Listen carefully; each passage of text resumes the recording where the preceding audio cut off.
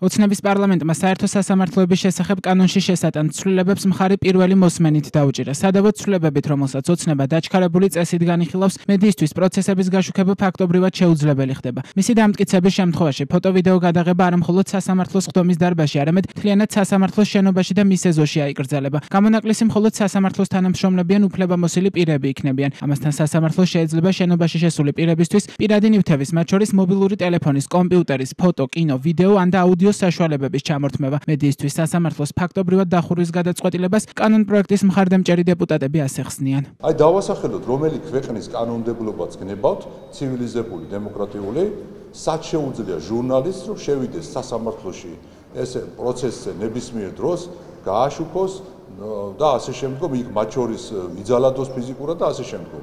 არც ერთ ცივილიზებულ ქვეყანაში ესეთი რამე არ ხდება. ჩვენ ვუბრუნდებით იმას, რომ თავსმოხვეული იმ ლიბერალური deep state-დან კანონმდებლობა შევცვალოთ და დაუბრუნდეთ ევროპულ ღირებულებას. ეს არის ჩვენი იდეა, რომ როგორც არის წამყვან ევროპულ ქვეყნებში ცივილიზებულად, რომ ჟურნალისტს აქვს, რა თქმა უნდა, გაშუქების უფლება, მაგრამ არა ყველგან შესვლის უფლება. ეს არის მოცემულობა.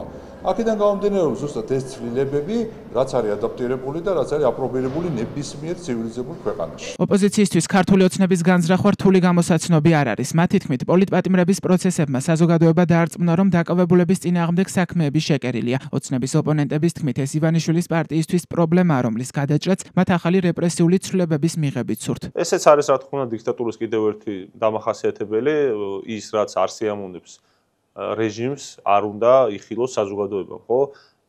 რეჟიმის პროპაგანდა გაცამტვერდა მაშინ, როდესაც ჩვენ ვიხილეთ პატრიოტსანი, წესიერი, განათლებული საქართველოს ახალგაზრდობა, რომელიც საუკეთესო ნაწილი ჩვენი ქვეყნის საზოგადოების, რომელიც დაატყვევა ივანიშვილმა, მათი სახის გამომეტყველება, მათი გამოსვლები, მათი პროცესები იყო გამოხატულება იმის, თუ რამდენად უსამართლო ყოფაში ვართ, თუ რას უშვება ქართულ სახელმწიფოს, ქართულ ახალგაზრდობას ივანიშვილი, ამიტომაც აღარ სურთ რომ ეს ყველაფერი იყოს ხილული, აღარ სურთ რომ ეს ყველაფერი იხილოს საზოგადოებამ და რა თქმა უნდა განსაკუთრებით ამორალურია რომ ადამიანებს 5-7 წლის პატიმრობისთვის იმეტებენ და მათი სიტყვის მოსმენის და მათი სიტყვის თქმის უფლებაც არის უკვე შეზღუდული და გადადგურებული. თქვენ ხომ გახსოვთ კარგად როგორ გააუქმა სააკაშვილმა ანალოგიურად როგორ შეზღუდა მედიის დასწრება სასამართლოზე, რომელიც შემდეგ ზარზეიმით გააუქმა ხელისუფლებაში ახლად მოსულმა ოცნებამ თუ არ ვცდები 2013 წელს.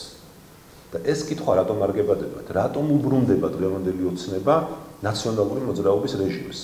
რატომ მივიღეთ დღეს განაცებული მართლობა ყველა სახელმწიფო სისტემაში? რატომ ყავს დღეს ზოგადად განაცებული სასამართლო? ზოგი შეიძლება ახალი წევრია, მაგრამ ნაცური მენტალიტეტის და უმრავლესობა კიდევ სწორედ ნაციონალური მოძრაობის დროინდელი სახეებია, რომელსაც ახლა თურმე აწინაურებენ, ხელფასებს უზრდიან უორმაგებელ, უსამაგებელ. ოცნების ახალი საკანონმდებლო პაკეტი 5 დოკუმენტისგან შედგება და ცვლილებები მხოლოდ მედიას არ შეეხება. ასევე იზრდება მოსამართლეების ხელფასი, პოზიციაზე ყოფნის წლები, იცვლება იუსტიციის საბჭოს დაკომპლექტების წესი და იზღუდება მოსამართლესთან დაკავშირებით გამოხატვის ფორმები. პაკეტის დაჩქარებული წესით განხილვა ნიშნავს, რომ მას მიმდინარე კვირაში 3-ვე მოსმენით მიიღებენ.